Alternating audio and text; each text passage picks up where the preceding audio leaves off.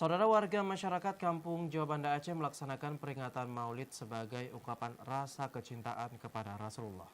Peringatan Maulid tidak hanya seremonial belaka, namun yang lebih penting adalah keteladanan kepemimpinan Nabi perlu dicontoh dalam kehidupan sehari-hari. Berikut informasi selengkapnya.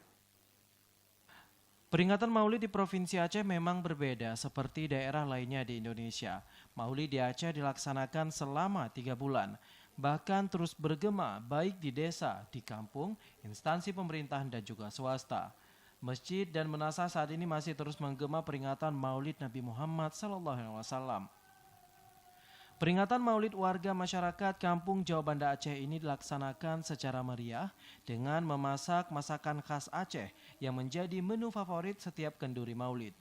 Sekretaris Majelis Taklim Al-Muksini Nyonya Sartini Fatar menjelaskan kegiatan Maulid dari Majelis Taklim untuk meningkatkan ukhuwah Islamiyah sekaligus sebagai rasa ungkapan kecintaan kepada Rasulullah. Dengan Maulid kita akan menjadikan refleksi dan introspeksi terhadap sejauh mana sikap, perilaku dan akhlak seperti yang dicontohkan oleh Nabi Muhammad SAW. Untuk Majelis Taklim Al-Muksini untuk lebih menumbuhkan ukhuwah Islamiyah sesama kaum muslimin dan kegiatan sebagai implementasi terhadap kehidupan Nabi dalam kehidupan sehari-hari.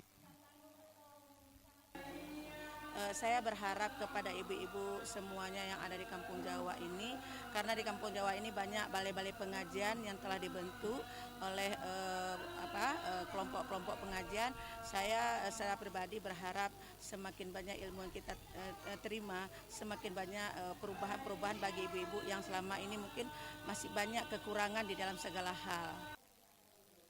Dalam rangkaian Maulid di Kampung Jawa Banda Aceh juga diisi dengan ceramah Maulid yang disampaikan oleh Tengku Husni yang intinya tentang hikmah Maulid dan perjalanan dakwah Islam rahmatan lil alamin.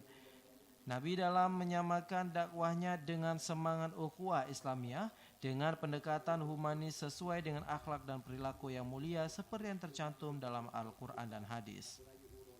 Tim Liputan TVRI melaporkan.